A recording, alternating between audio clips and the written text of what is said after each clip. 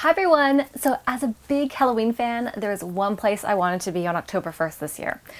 So there is a real town called Sleepy Hollow in New York, and it is where all the real locations are that inspired the legend of Sleepy Hollow. So this year is really special because the story is actually celebrating its bicentennial. So these next 6 stops I'm going to show you, if you follow those, you are following the path that Ichabod took as he was chased by the Headless Horseman to the Dutch burying ground. And you're also going to be able to walk the halls and grounds that Washington Irving, the author, would have walked almost 200 years ago. So getting to Sleepy Hollow, okay, Jamie and I had done this as the first stop on our literary road trip. For everyone else, there is a train from Grand Central Station in New York. Just take that, it takes less than an hour, and you get off at Phillips Manor Station. So your first stop is Phillipsburg Manor, and there's a few reasons why you're here.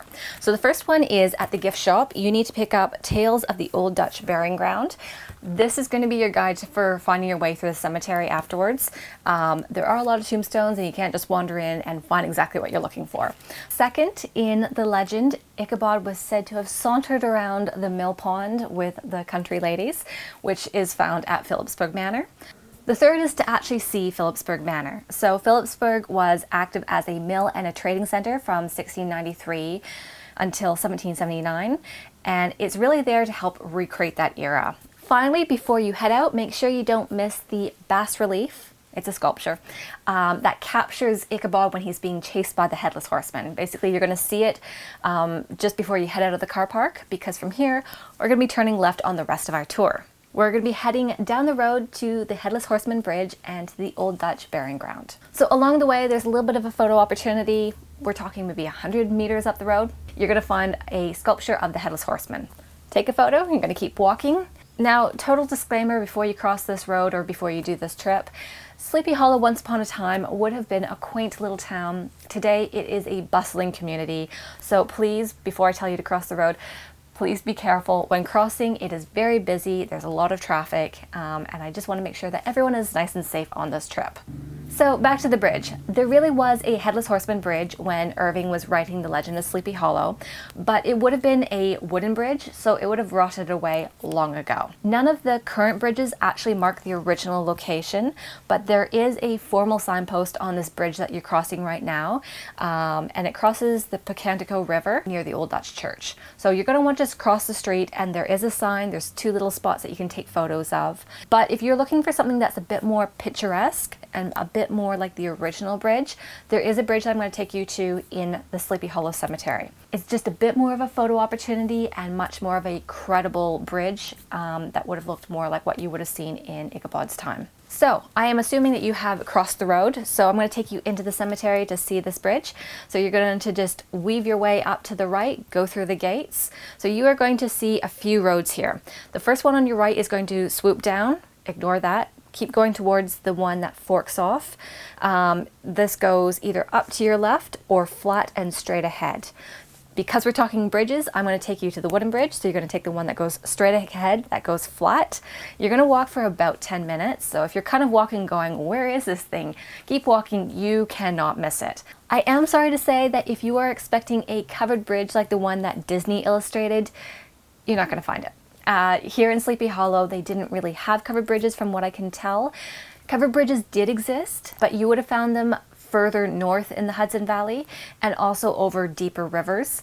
The Pocantico River is actually more of a stream, so they didn't need a covered bridge for that. So just a little wooden bridge is what you would have found during Ichabod's time. So you've got your photo. We're going to head back to that fork in the road, and I'm going to take you to the Old Dutch Burying Ground and also to Washington Irving's tombstone. So at that fork, you are turning left. You're going to know you're on the right road because the road slants up just that little bit. And not even a minute, you're turning left into the Old Dutch Church Burying Ground. So this is where your guidebook comes in handy. It has got so much information. So Irving never said what he based the characters on, but it has been suggested that Eleanor Van Tassel is the character whose demeanor most influenced the character that he wrote as Katrina Van Tassel. So Katrina Van Tassel was a real person as well, but for the story, it was more that she just lent her name to the character. So to find those 2 tombstones, assuming that you've entered the way I have, and you can see the church to your left, Eleanor's tombstone is on the other side, so on the left-hand side of that building, and it's quite close to the church, so it's very easy to find. As for Katrina Van Tassel's, I'm going to just pause my shot right here so you can kind of have a look. Assuming you've walked in the way I have, you turn towards the church, you're going to see the tree to your right. There's a very big monument right behind that. And then what you're looking for a little bit closer to you is 2 red sandstone tombstones. So one of those is Katrina Van Tassel's tombstone. I hope I don't have to say this, but I'm going to say it anyways. Please don't touch. Keep your paws off. These are old, they are disintegrating, and I would like to think that in 100+ years, fans just like us are going to be able to go and see the exact same tombstones and do their journey through the legend of Sleepy Hollow. So once you've seen these tombstones and taken your photos, we're going to go see Washington Irving's tombstone. So you're going to head back out the same way you came in from the Old Dutch Burying Ground, and on that road that went up, you're going to turn to your left and head up just to the top. The road is going to fork off. You are going to go up to your left. You're not going to miss Washington Irving's tombstone or have to find your way around it.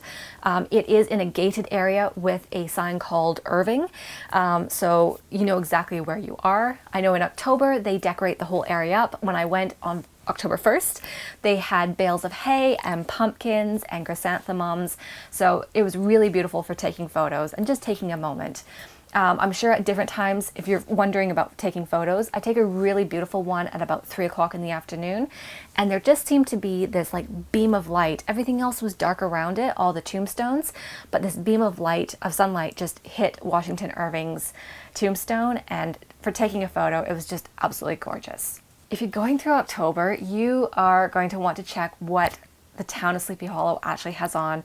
They have got ghost tours, they have got nighttime cemetery tours, they've got performances of the legend of Sleepy Hollow, they have got the great jack-o'-lantern blaze. It's 7,000 pumpkins are lit up, so there is so much to see and do during October, so it's actually a perfect time to visit Sleepy Hollow. So at this point, we were hungry. You need to factor in food for all of your trips. So what we ended up doing is we went and grabbed a Ichabod pumpkin ale from Horse Feathers, which is up the road.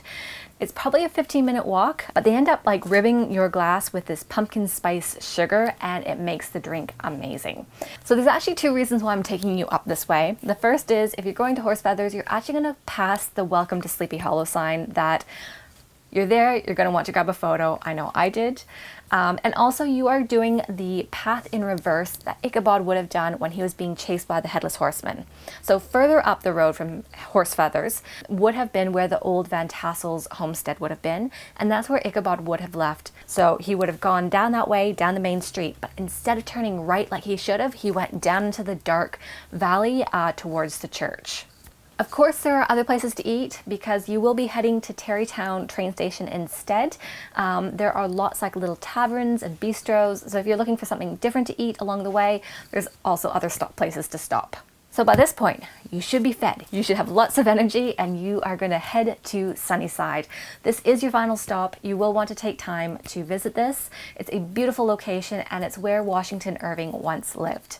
So you're going to take the train south to Irvington Station. So a few points, you are going to want to buy your tickets online before you go. It is a guided tour, and I can imagine at certain times of the year, it would get very busy. So as I said, we got there by car. So I did check on TripAdvisor what other people had done. Some people said the walk from Irvington Station to Sunnyside was a really nice half-hour walk on a nice day. They did note it was a dirt path though, so just to keep that in mind. Other people said to just rent a taxi.